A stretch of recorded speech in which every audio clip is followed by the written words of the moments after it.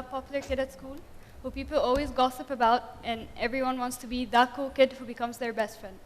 Well, that's how my story begins. The person I'll be talking about is the person who turned my life upside down. She was that cool kid, and she chose me as her best friend. Hence, I utterly feel blessed to have had the opportunity to love her, experience life with her, and be exposed to her innocence and beautifully inspiring and radiant spirit. This pure friendship continues for 2 years. Well, I know 2 years can be a short time considering some people, but for me, it was infinitive. After 4 days from Faiz's birthday, the unanticipated catastrophe happened. And this is when you start to realize that change is possible, when you least expect it to happen.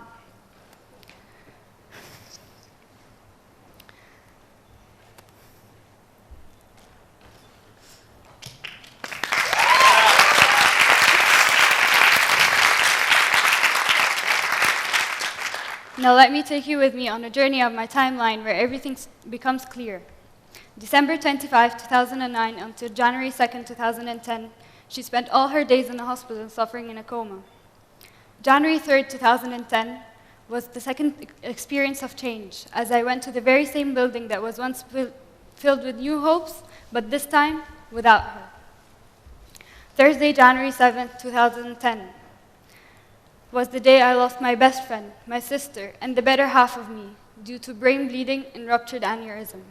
And this was the hardest change I had ever come to experience. Something tells me that half of the people in this room are watching TV shows and are influenced in their lives by them. Don't we all blame our laziness on Homer Simpson? Well, I'm influenced too, by a famous TV show called Grey's Anatomy.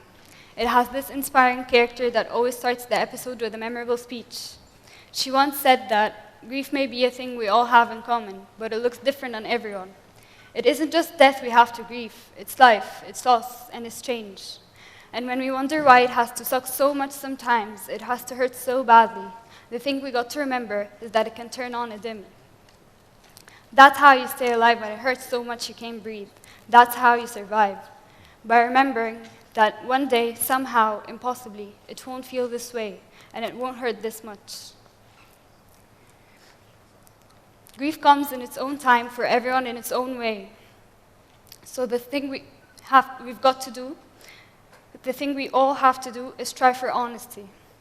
The very worst part of grief is that the minute you think you're past it, it starts all over again, and always, every time, it takes your breath away. There are 5 stages of grief. They look different on all of us, but there's always 5.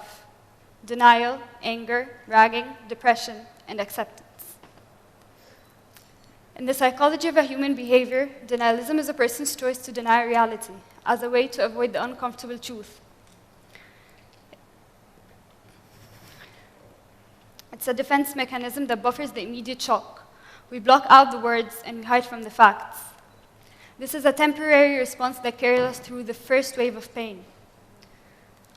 So the best we can do is try to let ourselves feel it when it comes and let it go when we can.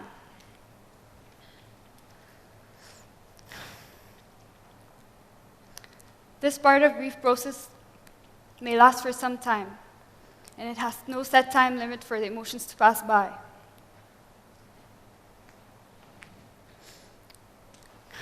The second stage of grief is anger. And anger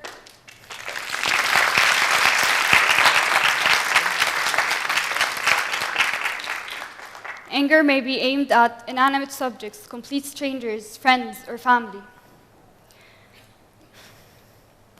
I remember Emily Dickinson once said in one of her poems that parting is all we know of heaven and all we need of hell. And I can relate, because maybe we're angry because we're the ones who are left behind in hell, and people who parted away are in a better place in heaven. Well,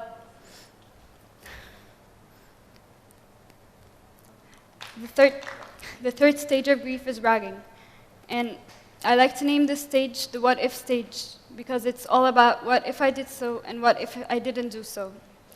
Furthermore, some psychologists believe that this part of grief process is a weaker line of defense to protect us from the painful reality.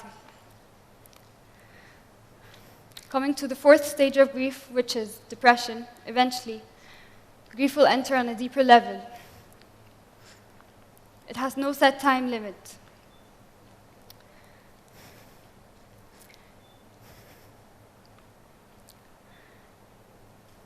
It has no set time limit for the emotions to pass by. You should always know that you're the only person who's able to get out of this phase and move on. You should always remember that the things that made you grieve in the first place, you will never forget. But the thing we have to try is let ourselves feel it and move on and move forward.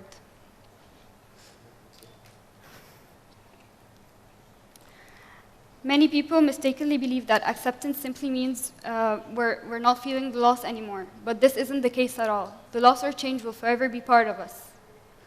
Acceptance simply means we're ready to try to let ourselves move on. And this is the last stage of grief where you finally reach a level of peace from within. My teacher once taught me that we cannot avoid suffering, but we can choose how to cope with it, find meaning in it, and move forward. Everything happens for a reason. Maybe this reason may not be clear to us, but we've got to remember that we can do it and we can move on. And finally, that I've reached the end of my experience. My inspiration to speak today was to share a tragic experience that I went through long ago and encourage my friends who have just passed by the same downhearted experience months ago and lost a kind-hearted friend, that we can never forget that everything happens, bad or good, happens for a certain reason. Thank you.